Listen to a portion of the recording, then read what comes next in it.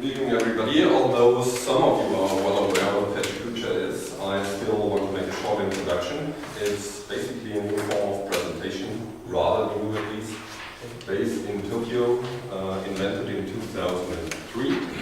And those designers, Astrid Klein and Mark Deichmann, decided that in order to prevent designers from speaking forever, it would be a smart move to limit them.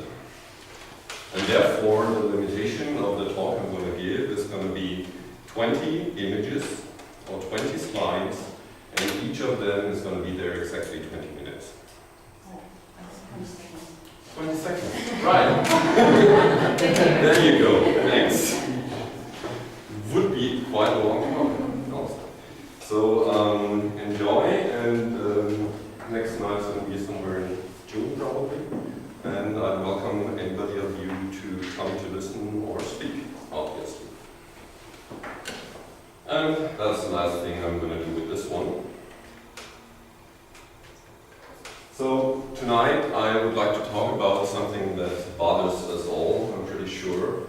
It's about how the life around us is speeding up all the time, with all the information that is being thrown at us, and therefore keeping us busy. Who of you does have more than, let's say, 50 emails in their inbox? Yeah.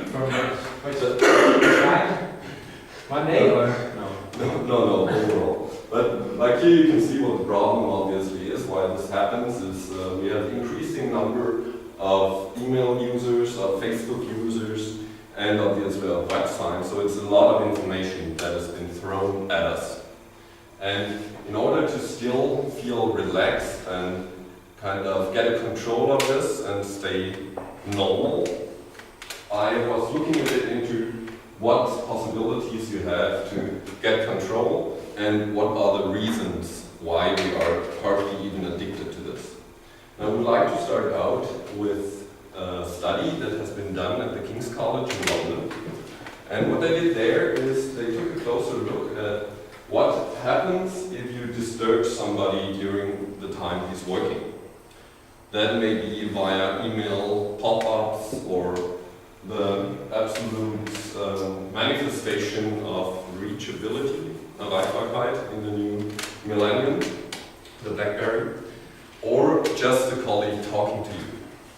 So the fascinating thing, well, comes later, one slide back, but the first, not so surprising thing is, obviously, you are less concentrated. And this manifests, obviously, in that you're not able to grasp important or deep thoughts. But the fascinating thing of it is, and actually that's the frightening one, is that the effect it has on your brain, and especially on your IQ, is the same as marijuana. So you could actually as well give employees in companies their daily dose of weed instead of giving them a BlackBerry. Of course, this is a little bit taken far, but I want at that point explain why that is. I figure at least some of you, we're more than 10 people, have some degree of email or Facebook addiction. Raise your hands. I do. And the funny thing is, that is due to the fact that our brain actually emits dopamine, happiness hormone, when we get the information that we have new information waiting for us. So it's not actually the information that's making us happy. It's the fact that we're seeing this blinking on the cell phone, or that we're having an email pop-up window showing up. Let it be Twitter, let it be Xing, it all more or less boils down to the marijuana effect. And from here I want to go into the direction of what we need to do nowadays. The information that is around us is comparable to a supermarket.